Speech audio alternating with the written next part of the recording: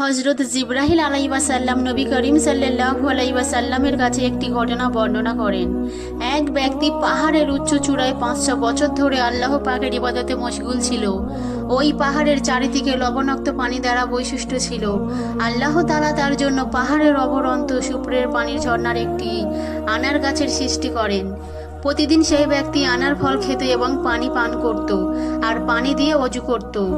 সেই ব্যক্তি আল্লাহ তাআলার কাছে এই দোয়া করল, হে আল্লাহ, আমার দেহ থেকে রূহ যেন শেষদারত অবস্থায় কবজ করার ব্যবস্থা করা হয়।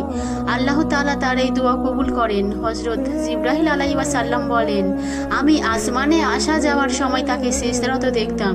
কিয়ামতের দিন আল্লাহ তাআলা তার সম্পর্কে বলবেন, আমার এই বান্দাকে আমার রহমতের জান্নাতে প্রবেশ করাও।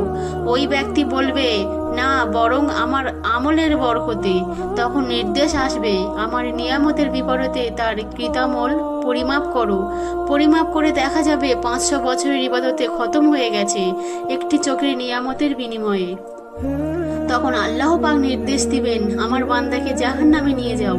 ফেরেশতারা তখন তাকে নিয়ে রওনা হবে। কিছু দূরে যাওয়ার পরে ওই ব্যক্তি আরজ করবে, হে আল্লাহ, আমাকে তোমার রহমতের জান্নাতে প্রবেশ করাও। নির্দেশ আসবে, তাকে ফেরত নিয়ে আসো। আল্লাহ পাকের নিকট ফিরিয়ে আনার পরে তাকে নিচের প্রশ্ন করা হবে আর সে বলবে, তোমাকে কে সৃষ্টি করেছেন? আল্লাহ, আপনি। এই কাজটা তোমার আমল না, আমার রহমতের বরকতে হয়েছে। আপনার রহমতে। তোমাকে 500 বছর ইবাদত করার শক্তি ও তৌফিক কে দিয়েছে? হে আল্লাহ, আপনি। সমুদ্রের মাঝে পাহাড়ের উপরে তোমাকে কে পৌঁছিয়েছে?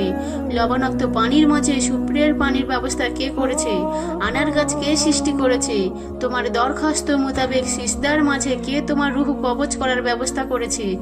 হে পরম দিগার, আপনি। তখন ইরশাদ হবে, এই সব কিছু আমার রহমতে হয়েছে এবং আমার রহমতেই তোমাকে জান্নাতে দাখিল করেছি।